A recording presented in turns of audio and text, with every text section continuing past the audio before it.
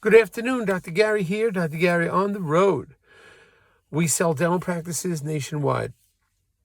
Today's topic is when you're selling a dental office and combination real estate, who determines the fair market value of that real estate? Because sometimes there's controversy. We're going to get into that today. So we are dental practice brokers nationwide. Our contact number is 201-663-0935. Our website is dentalpracticeguide.com. So come and visit us. All the information you're about to hear is for entertainment purposes. It's not business or legal advice. We're open 363 days a year. We take phone calls from 7:30 in the morning, East Coast time, till 9:30 at night.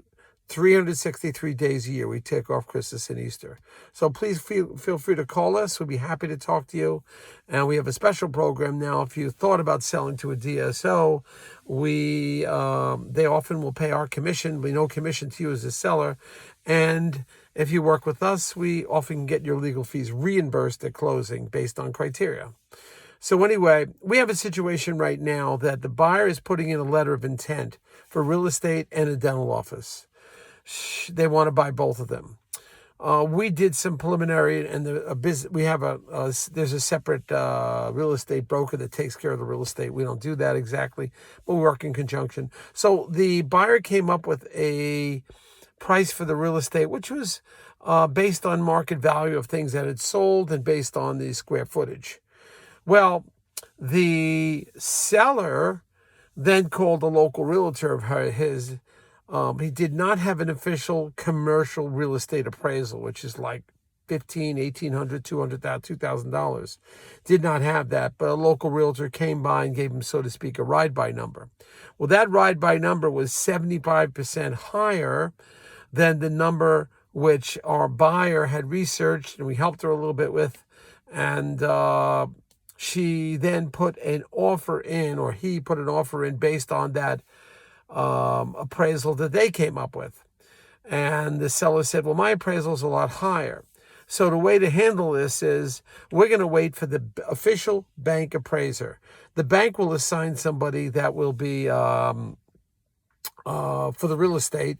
Well, they'll do a commercial appraisal. It's not a bank officer. It is a third party that will do it. Generally, when we have this, everybody agrees with the bank appraisal for the real estate.